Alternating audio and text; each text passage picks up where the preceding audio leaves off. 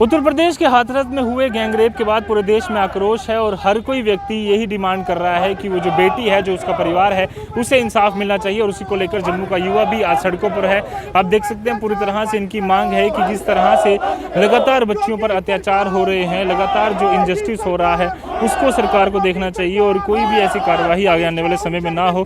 दुष्कर्म लगातार जो महिलाओं के साथ हो रहे हैं देश भर में, वो काफ़ी ज़्यादा गलत चीज़ है और उसी को लेकर इन सब लोगों की मांग है, जिसमें हर एक रिलीजन का व्यक्ति जो है वो इसमें जुड़ा हुआ है, चाहे वो किसी भी कम्युनिटी से हो, चाहे वो किसी भी रिलीजन से हो। उन सब की मांग है कि जल्द से जल्द उन दोषियों को पकड़ा जाए, उन्हें दुष्कर्म हुआ है और साफ तौर पर उन लोगों की मांग है कि इसे उसको पकड़ा जाना चाहिए। और अम्बेडकर चौक की तरफ ये लोग बढ़ रहे हैं। काफ़ी देर से हम लोग देख रहे हैं हमारे समाज में ये जो कृतियाँ हैं अभी तक पनप रही हैं और उसको रोकने के लिए कोई ऐसे कानून लाए नहीं जा रहे। सर, कुरीतियां ऐसी हैं कि जो दुखदायी है, जिसका कोई देख लो अब इंसानियत कहाँ है। आज एक दलित लड़की के साथ मनीषा जो वाल्मीकि समाज से है और उसका रेप होने के बाद उसको एम्स हॉस्पिटल में माननीय बड़े भाई एडवोकेट चंद्रशेखर आजाद जो बीमारी प्रमुख हैं, उन्होंने कहा कि इसको एम्स हॉस्पिटल में रेफर किया जाए, पर बार बार कहने के बावजूद भी उनको एम्स हॉस्पिटल में रेफर नहीं किया गया। आखिर स्टेज पे जब थी हमारी मनीषा बहन, तो फिर जाकर जब फिर उनको हॉस्पिटल में लिया गया, पर लेकिन वहाँ पे उनकी मौत हो जाती है। और वहाँ की सरकार का ये कहना है कि इसका जो रेप हुआ ही नहीं है, वो अगर रेप नहीं हुआ है तो रात के 2:30 बजे आप उसका संस्कार क्यों कर रहे हो? जो सारी की सारी जितने भी सबूत थे वहाँ पे सारे के सारे नष्ट कर दिए गए हैं बहन के साथ जी। और काफ़ी साफ तौर पर इन लोगों की मांग है कि जरूर वो जो महिला है जिसकी मृत्यु हो चुकी है, दुष्कर्म जिसके साथ हुआ, उससे जरूर इंसाफ मिलना चाहिए। और साफ तौर पर ये सारे रिलीजन के लोग जो हैं वो पूरी तरह से यहाँ पर मांग कर रहे हैं। साफ तौर आप देख सकते हैं कि किस तरह के नारे इनके द्वारा लगाए जा रहे हैं। यूपी गवर्नमेंट मुर्दाबाद, यूपी पुलिस मुर्दाबाद। और साफ तौर पर इनकी मांग है कि जो दुष्कर्म हुआ है उस बेटी के साथ, उस पर इंसाफ इन बच्चों को, उस बेटी को ज़रूर मिलना चाहिए। और देश में कोई ऐसा कानून, कोई ऐसी व्यवस्था बनाई जानी चाहिए जिसकी वजह से हमारे समाज में ये जो दुष्कर्म है पूरी तरह से ख़त्म हो जाए। और इसी को लेकर इन लोग जो हैं वो लगातार मांग कर रहे हैं।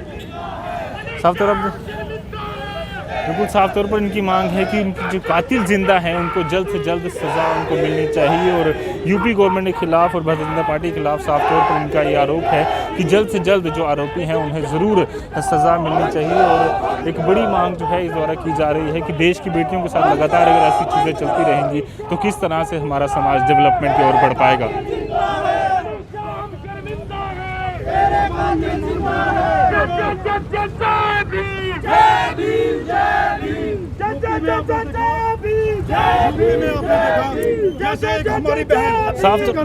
काफी समय से लगातार मांग की जा रही है कि ऐसी कानूनी व्यवस्था हमारे देश में बने ताकि जो हमारी महिलाएं हैं, जो लड़कियां हैं, वो सेफ हो पाएं। बट ऐसा कोई कानून अभी तक नहीं बना। देखिए, जब से पूरे देश में जब से भाजपा की गवर्नमेंट आई है, ऐसे कई सारे हादसे हुए और आपको मैक्सिमम जो रेपिस्ट हैं वो आपको भाजपा से मिले हुए लोग मिलेंगे। अभी तक जितने भी रेप इस देश में हुए भाजपा के शासन में, उसमें से 80% लोग आपको भाजपा से मिले हुए आपको मिलेंगे। लेकिन अफसोस की बात यह है, इससे बड़ी और क्या दुर्घटना हो सकती है। जिस तरह से मनीषा का रेप हुआ, वो बयान ना दे पाए, उसकी जबान काटी गई, उसकी जो बैकबोन होती है वो तोड़ी गई। इससे और दर्दनाक हत्या क्या हो सकती है। लेकिन अफसोस की बात यह है कि अभी तक न सेंट्रल गवर्नमेंट न यूपी की गवर्नमेंट अभी तक इन रेपिस्टों के खिलाफ कोई कड़ी से कड़ी सजा बना पाई है। और मैं ये समझता हूँ कि ये इनकी साजिश है, क्योंकि इसमें कहीं ना कहीं हर एक रेपिस्ट इनकी पार्टी से आपको दिखेगा। अगर ऐसा नहीं होता तो कम से कम आज तक ऐसे कानून बने होते जहाँ कम से कम सजाए मौत जो है वो एक रेपिस्ट के लिए होनी चाहिए थी। लेकिन अफसोस की बात यह है कि मोदी शासन में, योगी शासन में ऐसे कानून नहीं लाए गए, जिसके कारण हमारी बच्चियां जो है सफर कर रहे हैं और रेपिस्ट जो है खुलेआम घूम रहे हैं। बिल्कुल साफ तौर पर कई बार कोशिशें हो चुकी हैं कि जो धर्म के नाम पर ये जो चीज़ें होती हैं, कास्ट के नाम पर, इसे हमारे समाज से, हमारे देश से खत्म कर दिया जाए। पर आपको लगता है कहीं ना कहीं सरकारें आज तक पूरी तरह से नाकाम रही? जहाँ तक रेप्स का मसला है हिंदुस्तान में, तो रिपीटेड आप देखेंगे पिछले निर्भया इंसिडेंट के बाद 2012 में तो कहीं सुधार होने को नहीं दिखा। जो क्राइम अगेंस्ट वुमेन है वो और दर्दनाक होते गए और हर ज़िले से ये खबरें आना शुरू हो गई। आप देखें पिछले 3-4 दिन में रिपीटेड रेप इंसिडेंट्स हुए हैं पूरे यूपी में। एक डिस्ट्रिक्ट से दूसरी डिस्ट्रिक्ट, अब रिसेंटली बुलंदशहर में भी किस बारबेरिटी से किसी लड़की का रेप करके उसको रिक्शा में ड्रग करके घर वापस भेजा गया। तो आप देखें जहां औरतों के साथ, हमारे यहाँ देश की औरतों के साथ गलत हो रहा है, किस बारबेरिटी के साथ ये क्राइम्स अब कमिट किए जा रहे हैं। तो आप मुझे बताएं प्रशासन क्या सोया हुआ है? हम हाईवेज बना रहे हैं, सड़कें बना रहे हैं, बट हम आज तक एक ऐसी सड़क नहीं बना सके जहां पर हमारी औरतें, हमारी महिलाएं, हमारी बहन बेटियां सेफली चल सकें। आज हम ऐसे प्रावधान नहीं ला पाए कि हमारी औरतें, हमारी घर की बेटियां सेफली सड़कों पे चल सकें। हम कब तक ये बोलते रहेंगे इनफ इज़ इनफ? अब ये नहीं होगा। 2012 हुआ, उसके बाद ये हुआ, 2018 के बाद 4000 दलित औरतों का रेप हुआ है। आज पूरे देश में आउटरीच क्यों नहीं दिख रही जो 2012 में दिखी थी? आज कहाँ है वो?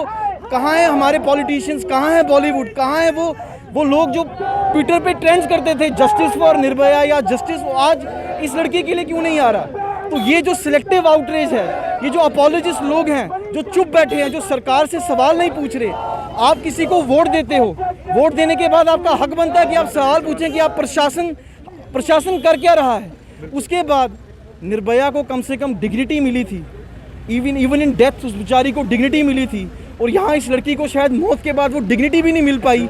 उसका दाह संस्कार भी रात को कर दिया गया, उसके परिवार को मिलने नहीं दिया गया, फोर्सफुल क्रिमिनेशन किया गया। जो न्यूज़ रिपोर्ट्स आ रही हैं उसको अगर देखा जाए तो केरोसिन ऑयल यूज़ किया गया। सो फॉर हाउ लॉन्ग हमारी जो विमेन हैं वो सड़कों पर सेफली कब तक नहीं चल पाएंगी? और ऐसे क्राइम अगेंस्ट वुमेन बढ़ते जाएंगे।